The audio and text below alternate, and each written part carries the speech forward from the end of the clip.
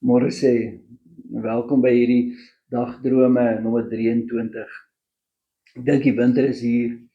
Die winter is nie meer op pad nie. Hy het opgedag soos 'n ou familielid of 'n vriend, sonder om eers netjies by die voordeur te klop.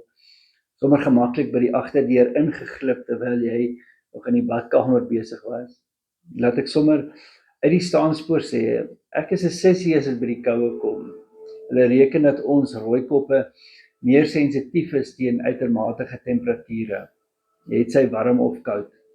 En of dit nou wetenskaplik bewys is of nie, ek glo dit, want die hemele weet, ek kry maklik koud of warm.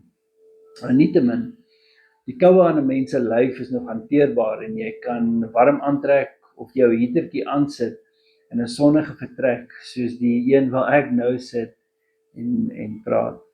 Maar die winter in iemand se siel is iets anders. Jy voel dit aan, selfs in die somer. En soos altyd probeer ek heel eers vir myself preek en my eie hart ondersoek, want glo my, daar was tye in my halfuur lange lewe dat my hart oortrek was van die koue. Toe daar nie baie hitte uitgestraal het na my medemens nie. Dis die lelike waarheid. Gelukkig is daar iets soos seisoene, en as jy die Here in die lewe toelaat, dan sal daai seisoen ook verbygaan en dis broodnodig. As jy vir te lank 'n ysigheid in jou siel rondkarwei, sal dit uiteindelik jou hele lewe afkoel. Jou verhoudings, jou persoonlikheid, jou potensiaal en jou lus vir die lewe. Ons almal ken mense wat deur 'n lewenstrauma of 'n tragedie van watter aard ook al is en nooit weer emosioneel herstel nie.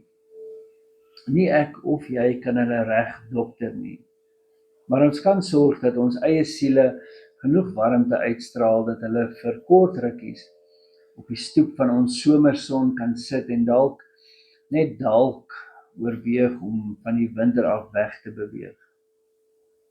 Geniet die klein stukkie sonskyn vandag, al moet jy dit gaan opsoek. Lief vir julle.